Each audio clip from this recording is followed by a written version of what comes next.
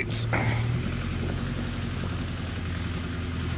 So this is it going for its test today. Fingers crossed everything's okay and it passes. I'm going to stick it in the drive, because I need the space down in the bottom garage.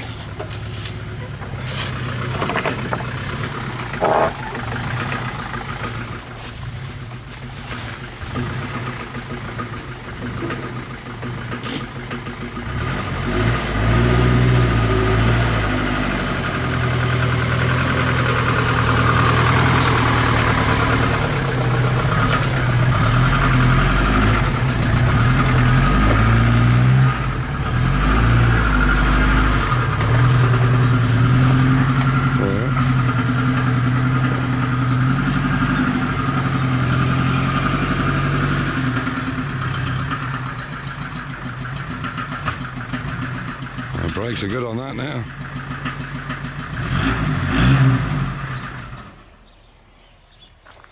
This is good news. Well, let's just hope it passes.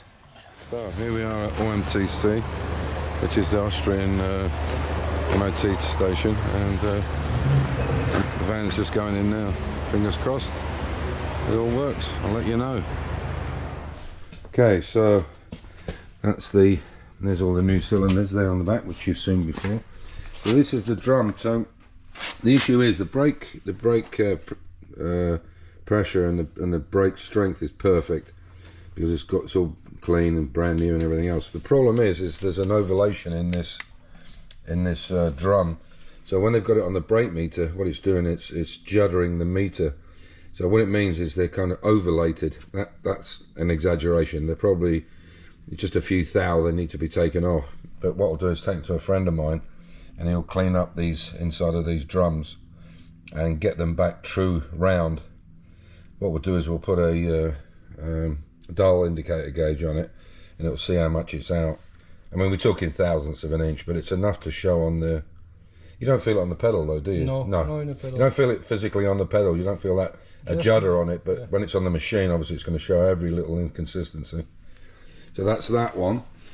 But as you see, you have to take all the arse shafts, bearings, and all the rest of it out. So we're going to do the two back ones first, hopefully. There's the other side there. But you can see what a job it is to take everything out, all the arse shafts and the seals. But again, you can see how nice that is inside there. Them shoes are, look, they look brand new almost to me. And that's that new wheel cylinder on it as well. So we'll do the two back ones, get them back, pop them on, and then do that front one on the driver's side, and hopefully that'll be the business. Let's hope. So yeah, there we go.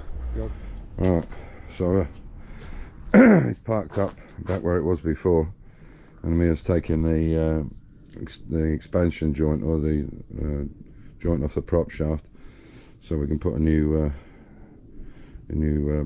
bearing in it. The roller needle roller bearings.